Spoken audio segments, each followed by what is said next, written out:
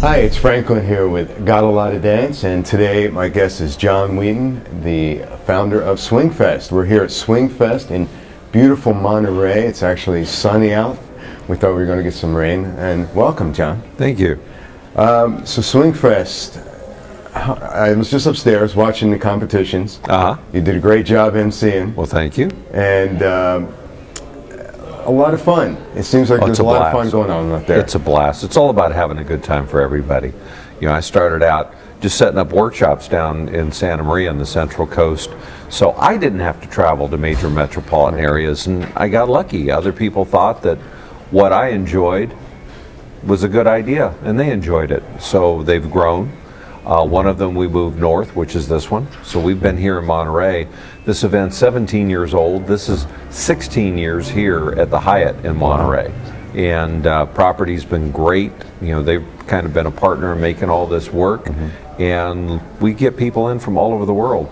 We've got folks here from Belgium, France, England, Scotland. I think we've got some Aussies here this year too. Last year we had them from New Zealand as well as Australia, Japan, South Africa. Yeah, it's wonderful. And they come here to have fun, because that's one of the things I've heard about your events through Michelle. She tells me how much fun it is. And what is it that makes it so much fun? How do you do that? Well, most of the event weekends are about contests, and that's what really drives them, and that's what they're focused on, which is great for the people that are really contest oriented. But if you kind of think of a pyramid, that's more the people at the top of the pyramid, and sometimes the ones that are more at the base of the pyramid, where there's larger numbers that are real more focused on the social aspect, get forgotten and left out. So I try to make sure that my events are focused on social dancing with some contests instead of contests with some social dancing. Okay, that makes sense. That does make sense. That does. And I mean, I was here at the dance last night, and there was a lot of social dancing, a lot of people having fun. And now, do you get time to social dance with all the work you're doing?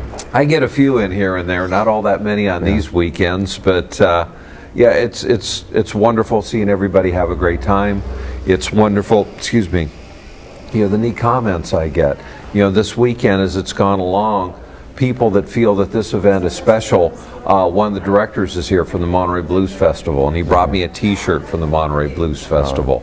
There's a local artist whose work is sold around the world, and everybody knows about the cypress tree that's used in a lot of the advertising for the Monterey area. And he brought me this beautiful cypress tree that he made, that's some of his artwork. And you know, I'm getting things like that from people that are just thrilled that we're here. And then I know we're doing something right. So the next event you have coming up is the Jack and Jill-O-Rama? Yes. And that's down in Anaheim? Yes. Okay. Can you tell me a little bit about that event? There's three events that I do. There's Monterey Swingfest in January, Jack and Jill-O-Rama in June, and Halloween Swing Thing in October. Now, Halloween and Monterey are both set up very similarly, where they're primarily social dance weekends with some contests. Jack and Jill-O-Rama, some other people had started, and it got handed off when, at one point, when the originators of the event decided that you know, they didn't want to work this hard anymore. And then the second group ended up passing it over to me a few years back. Okay. So that gave me an event that was a little more focused on contests, but I kind of turned it on its head and did some things differently at that event. So that way, even though there was a few more contests, it was going to be focused on fun and some things a little bit different, which we do there.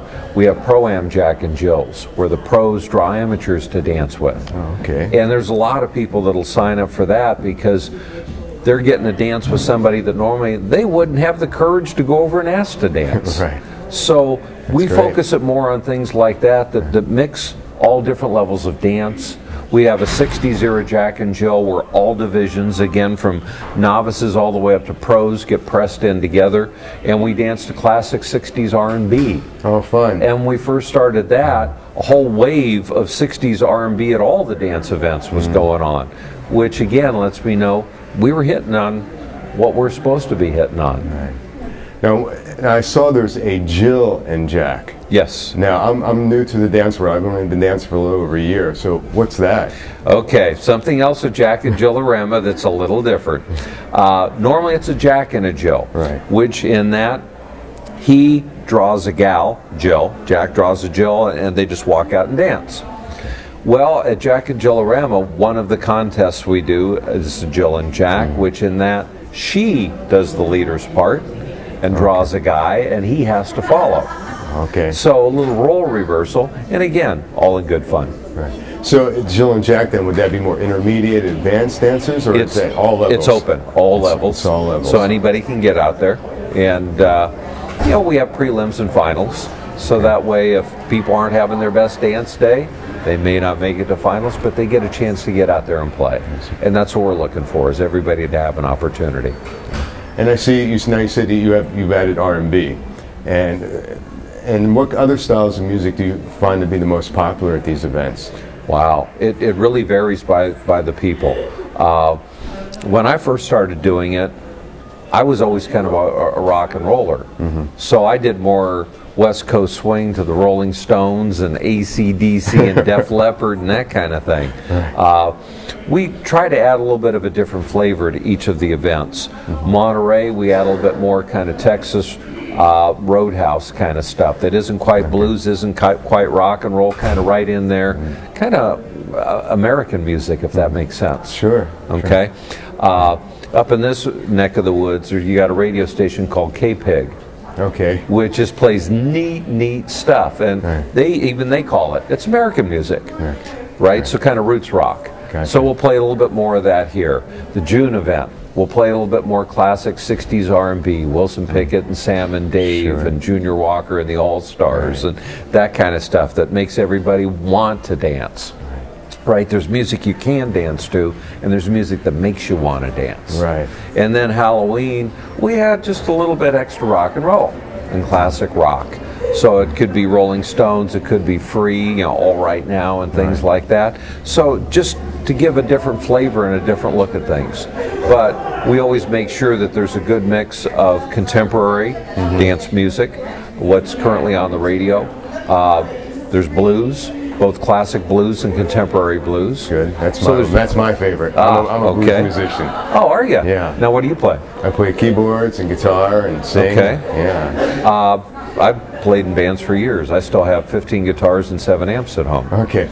We're going to have to talk after the interview. That'll be another interview. Well, that's part of what helped me get going in dancing, because I was already connected to music. Yeah. And there was a few years I was heavily involved in martial arts and full contact kickboxing.